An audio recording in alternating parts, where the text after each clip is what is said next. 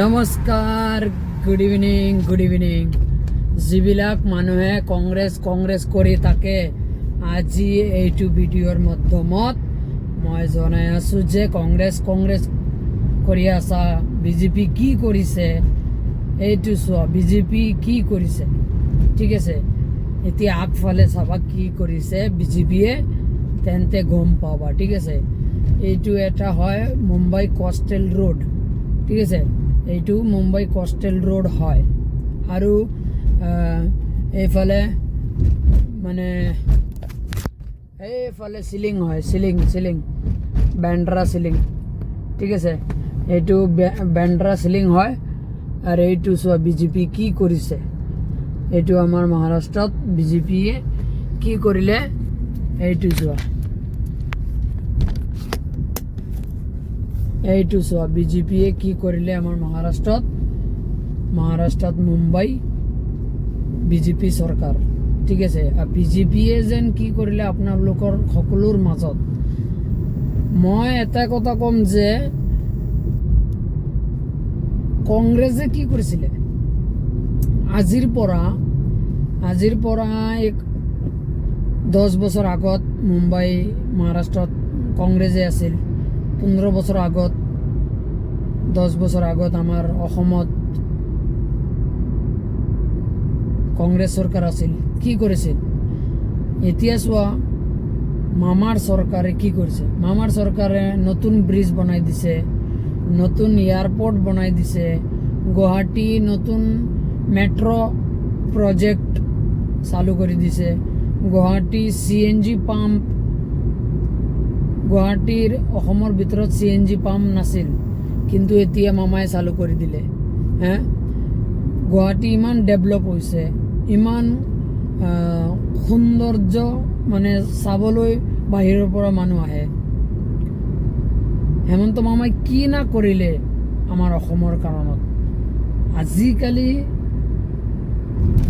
Election আহিছে, যিবিলাক মানুহে কয় যে বিজেপিয়ে কি কৰিছিলে, কেইটামান মানুহ আছে অলপমান ভিউ পাবলৈ যে বিজেপিক বদনাম কৰি আছে, তেন্তে নেজানো ভিউ পাবলৈ কি তেখেতসকলে যেন অনিৰুদ্ধ নে কি যে কয়, মামা যেন 10,000 টকাৰ চেক দিলে, এইটো পোৱা নাই, বাকী আৰু কি পোৱা নাই হয়তো।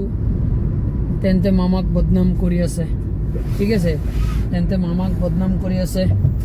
আপোনালোকে সকলো মানুহে দেখিব পাৰি আছা যে এইটো মই যোনটো ৰাস্তাত চলি আছোঁ, এইটো মানে সাগৰৰ ৰাস্তা হয়। এতিয়া সাগৰৰ তলৰ পৰা যাম। আপোনালোকে সকলো মানুহে চাব যে বিজেপি কিমান ডেভেলপ কৰিছে। বিজেপিটো এইটো জেগাতে আছে, আমাৰ অসমতো আছে, মহাৰাষ্ট্ৰতো আছে বিজেপি, আমাৰ অসমতো আছে বিজেপি, ঠিক আছে। তো এইটো উদাহৰণ দি আছোঁ যে মুম্বাই কেনেকুৱা চোৱা, কেনেকুৱা ৰোড ডেভেলপমেণ্ট কৰি আছে বিজেপি।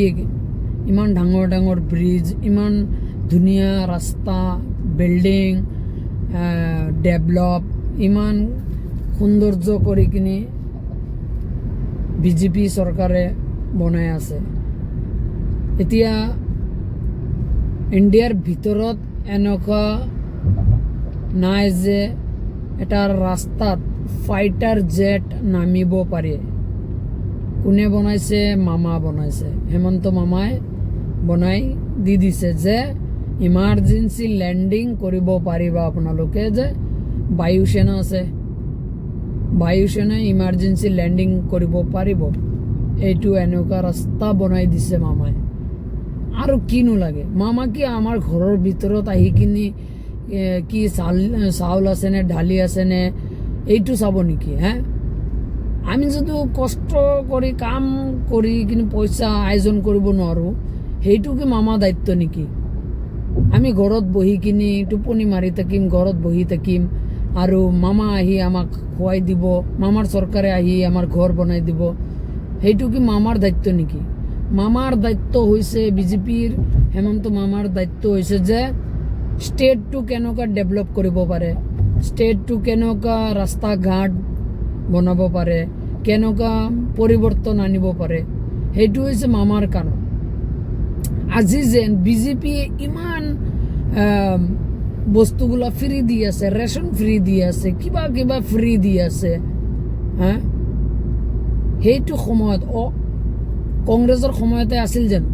হে, কংগ্ৰেছৰ সময়তে এনেকুৱা গাঁও দেখিছোঁ যে গাঁৱৰ ভিতৰত লাইট নাই, ৰাস্তা নাই, কাৰো ঘৰৰ ওচৰত গ'লে আৰু মানে ঘৰৰ ওপৰৰ পৰা যাব লাগে, চোতালৰ পৰা যাব লাগে।